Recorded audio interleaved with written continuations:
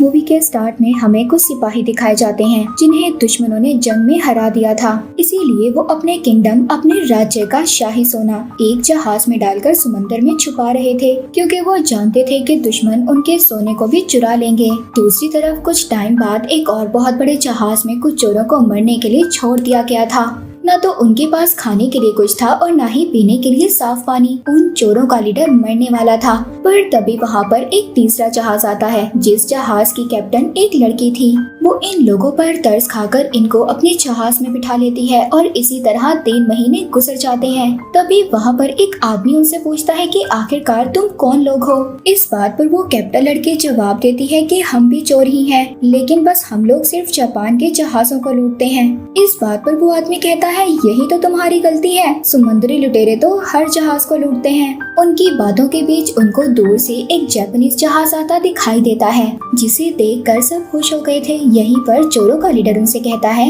ये जहाज तो मैं लूटूंगा क्योंकि मैं बहुत अच्छा तलवारबाज हूँ। यानी वो कहना चाह रहा था कि मैं बहुत अच्छी तलवार चलाता हूँ। वो चोरों का लीडर उस जहाज में चला जाता है और जो जापानी लोग थे उनसे लड़ता है। कैप्टन लड़की भी उस जहाज में आ जाती है और उनसे लड़ती है। अब सब लोगों को मारने के बाद जब इनका एक आदमी पूरे जहाज को चेक करता है तो वो बताता है कि इस जहाज में तो कोई भी कीमती सामान नहीं है और न ही कोई खाने पीने का सामान है। वो कैप्टन लड़की उन लोगों से पूछती है कि आखिरकार बगैर खाने पीने के तुम लोग क्या कर रहे हो। तभी उनमें से एक बच्चा बताता है कि हम लोग एक खजाने की तलाश में निकले थे और रास्ता भटक गए और इस वजह से हमारा सारा खाना भी खत्म हो गया। बच्चे की बात से अब उनको भी लालच आती है और अब ये लोग उनसे खजाने का नक्शा ले लेते हैं और दोबारा से अपने जहाज में आ गए थे। कैप्टन ये डिसाइड करती है कि हम लोग इस खजाने को ढूंढेंगे। वो सभी बहुत ज्यादा खुश हो जाते हैं, जिसके बाद ये लोग उस नक्शे की मदद से समंदर के एक किनारे पर पहुंच गए थे। वहाँ पर जो चोरों का लीडर था वो भागते हुए एक जानवर, एक बैल को देखता है। कहता है कि मैं इसको पकड़ूंगा और खाऊंगा, क्योंकि ये लोग सभी काफी दिनों से बहुत ज्यादा भूखे थे। इनके पास खाने का कोई भी सामान नहीं था और ये कहकर वो उस जानवर बैल को मारने के लिए चला जाता है उस जगह जहाँ पर और भी बहुत सारे बैल थे, जो उसे देखते ही उसकी तरफ भागते हैं और उन सबके दरमियान वो फंसकर बाहर निकलने की कोशिश में पहाड़ी से गिर जाता है। उसके साथ ही समझते हैं कि वो मर गया, पर वो जिंदा था और एक पहाड़ी की चोटी से लटका हुआ था, जहाँ उसको हाथी का एक दांत नजर आता है, जिसकी मदद से वो ऊपर भी आ गया था। कैप्टन लड़की दांत को देखकर कहती है इस दांत पर तो खजाने के आगे का रास्ता बना हुआ है। वो लड़की उससे दांत ले लेती है, कहती है कि मैं ही अब कैप्टन हूँ और जिसको मेरे साथ खजाने की तलाश में चलना है चल सकता है। सभी लोग अब लड़की के कहने पर चल रहे थे, क्योंकि उनको उनके लीडर से ज्यादा लड़की पर यकीन था। चोरों का जो लीडर था उसके सभी लोग उस लड़की के साथ बोट में बैठकर चले जाते हैं और वो उधर आइलैंड पर अकेला बच गया था। दूसरी तरफ हमें एक जनरल दिखाया जाता है जो अपने राजा को इस खजाने के बारे में बता रहा था और कहता है कि मैं जानता हूँ कि ये खजाना कहाँ पर है। इधर वो कैप्टन लड़की अपना जहाज रोककर चोरों के लीडर का इंतजार कर रही थी, लेकिन वो नहीं आता। तभी एक आदमी उस लड़की के पास आता है और बताता है कि हाथी का दांत चोरी हो गया है। दांत के बगैर खजाने तक पहुँचना नामुमकिन है, इसीलिए वो दोबारा उसी आइलैंड पर जाती है जहाँ पर वो चोरों के लीडर को छोड़ आई थी। वो उसको एक लकड़ी के घर में मिलता है। लड़की चोरों के लीडर को बहुत मारती है और हाथी के दांत के बारे में पूछती है। वो बताता है कि मैंने ऐसा नहीं किया, मैं क्यों हाथी का दांत चुराऊंगा, मैं तो खुद तुम्हारे जहाज में छुप गया था जिसका तुम्हें पता नहीं चला। अब उनको खबर होती है कि उनका एक साथी दांत चुराकर शहर की तरफ बेचने के लिए भाग गया है। फिर हम उनके साथी उसी चोर को देखते हैं जो दांत चुराकर भाग गया था। तभी वहाँ पर चोरों का लीडर और लड़की भी आ गई थी और आदमी को पकड़ लेते हैं और आखिर उनको दांत भी मिल जाता है। कहानी दोबारा से वहीं से शुरू होती है जहाँ पर राजा और जनरल खजाने के बारे में बात कर रहे थे। जनरल ने सारी बात बताई थी। राजा उससे पूछते हैं कि तुम्हें खजाने का कैसे पता चला। वो बताता है जिस सिपाही ने खजाना छुपाया था मुझे उसकी वाइफ से पता चला है। ये लोग भी अब खजाने की तलाश में निकल जाते हैं। उधर उस कैप्टन लड़की का एक साथी उस दांत पर लिखे हुए लफ्जों को पढ़ने की कोशिश कर रहा था, पर तभी चोरों के लीडर को बात समझ आ जाती है और कहता है कि मैं जानता हूँ कि जगह कहाँ पर है। ये लोग उस जगह पर निकल जाते हैं जो जगह समंदर के दरमियान में थी। ये लोग अपनी बोट से कूदकर समंदर के अंदर जाते हैं। वहाँ पर उनको बहुत सारी जेली फिशेस दिखाई देती हैं। तभी उनको समंदर में एक रास्ता नजर आता है।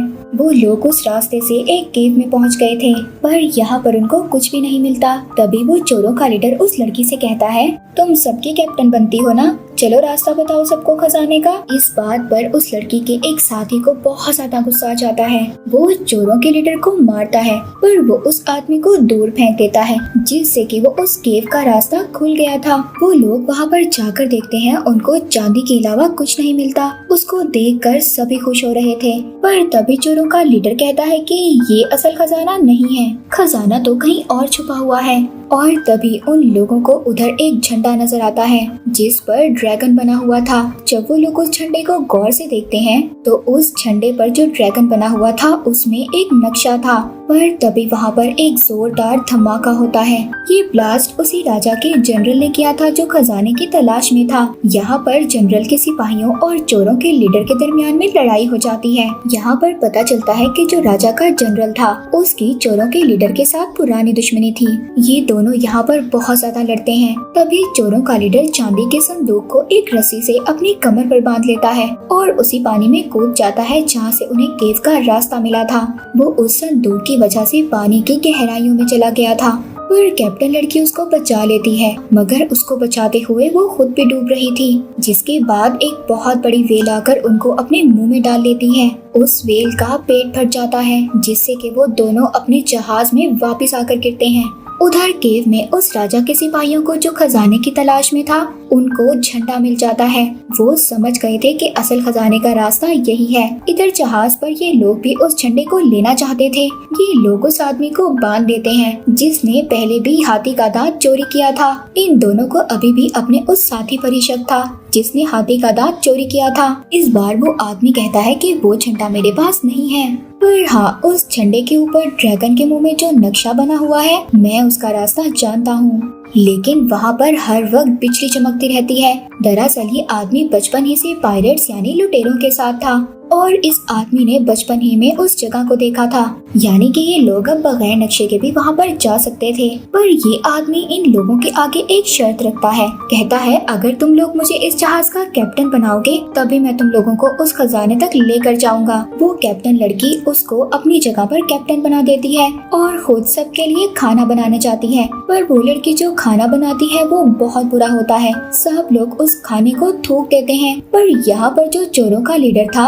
उसकी बहुत तारीफ करता है क्योंकि वो उसको पसंद करने लगा था। जिसके बाद ये लोग अब उस जगह पर पहुंचते हैं जहाँ पर बहुत तेज बिजली चमकती थी और हर वक्त तूफान आता रहता था। तभी उनके जहाज पर बिजली गिरती है जिससे कि उनके जहाज को बहुत नुकसान होता है। उधर राजा का जनरल भी अपने जहाज को वहाँ पर ले आया था क्योंकि उसको वहाँ पर झंडा मिल गया था जिस पर नक्शा था। उसने अपने जहाज के साथ बहुत सारी पतंगे बांधी हुई थी और इस तरह उसके जहाज को कोई भी नुकसान नहीं होता।